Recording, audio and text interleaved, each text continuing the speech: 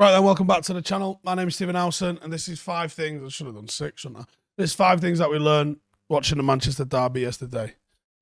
Number 1, it was a defensive disaster, and I actually think it wasn't quite as bad as some of the ones we've seen in the last 12 months, but it was still a disaster. There was no aggression. There was a bit of a lack of organisation. We were second to everything. We were outmuscled and outran. It was people not tracking their men, and it was a shambles. But it was still better than the absolute collective collapse that we saw. So the Liverpool game at home sticks in my head when it was just error after error after error after error. And I think even though that defensively poor, you don't concede 6 goals by accident. Even though it's defensively poor, there is an improvement that we've seen in the last 12 months. Like some of the goals that City scored, particularly the Kevin De Bruyne pass to Haaland, was just brilliant. Just pure brilliant. And there wasn't an error in that. It was just mint. Number 2, midfield murder. And there's no any way around this. It's just is what it is. We were miserable in midfield, on and off the ball. You have to be good both directions against Manchester City to have any sort of a hope, and we weren't. McTominay was awful. Bruno Fernandes was anonymous. Eriksen was off the pace. Defensively, he cost us goals, and offensively, he didn't offer a great deal, and just seemed like there was a massive disconnect from the midfield to the forwards. And I've mentioned, like, when you try and play these games where you're expecting to play on the counter, you've got to be decisive when your time comes, and you might only have a quarter of the ball that you would want and a quarter of the chances that you would get in a typical game. So you have to make sure that you're maximizing the opportunities when they come. And we didn't look dangerous. There was at no point during the game did United look, and we've done this for the last 5 or 6 years where we've played against City and we've looked like we've had a go. You know, and we've played on the counter against them, but we've had a go, and at times, you know, we've gone here and won and we've upset them, and there's been a bit of a fight and a bit of a spirit about that, but it's always been by having something dangerous in the final third. And even if the personnel has been the same, the sort of intent wasn't there today. It was lacking. Number 3, Haaland Horror. This maniac's got 17 goals in his first 10 games. Pure force of nature, and we couldn't shut him out. It was easy for him. We did give him a little bit too much space. Having Eriksen on him at a corner, I was saying yesterday, that was a stupid mistake from the management. Ten Hag in his post-match interview has come out and said, when asked if Eriksen marking Haaland was the plan, he said, of course it wasn't. So why did Eriksen mark him for the first 2 corners? Is that the players not listening to the bleeding instructions? Because that's a big problem if that's the case. He's not the first player in history to score a hat-trick in 3 consecutive games, home games. And even if Haaland wasn't playing, it's still 3-all. Freak, absolute freak. Number 4, bright sparks. We did score 3 goals, and we won the second half.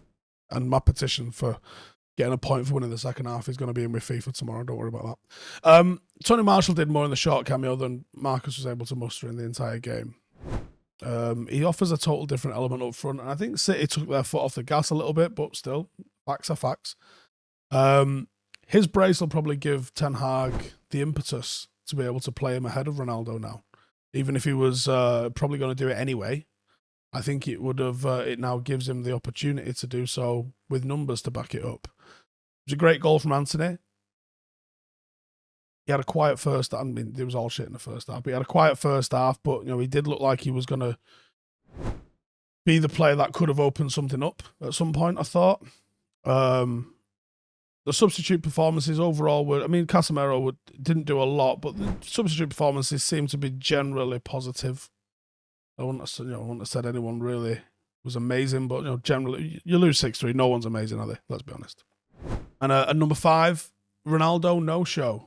So Ten Hag said he didn't bring him on out of respect for his career. Is an interesting line. But unhuge sub. I think he'll play. There's so many games over the next month. He's 100% going to play. But you know, he looked as defeated as the lads out on the pitch while he was sitting there on the bench. been a huge fall from grace for him. And I do wonder what this means for his mental health, his confidence, and all the rest of that sort of stuff, because this is someone that's been to the top of the mountain. This isn't your average player, this is someone that their entire being is about being and projected as being this otherworldly, non-human athlete footballer. This is a tough stage of his career. I'm almost certain I know what it means for his United career, and I don't think there'll be much long left of that. But what does it mean for the rest of his future as a player? There's a lot of question marks that are going to take a minute or two to be answered, I'm sure. But yeah, that's my 5 things that we learned. And we learned loads and didn't learn loads at the same time. Did we learn anything about how far off we are against Manchester City? Did we? Bollocks. We knew that. We went there with the hope of being able to hit them on the counter, not the expectation that we would hit them on the counter and come away with the 3 points. They're the best team in the world. Simple. They're the best team in the world at the moment.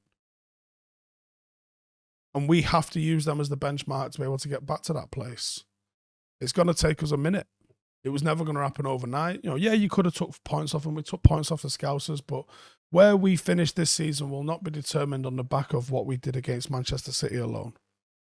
As nice as it would be to quieten the noisy neighbours, there's not that many of them, and they're mostly in Stockport. So who gives a shit? In the next one.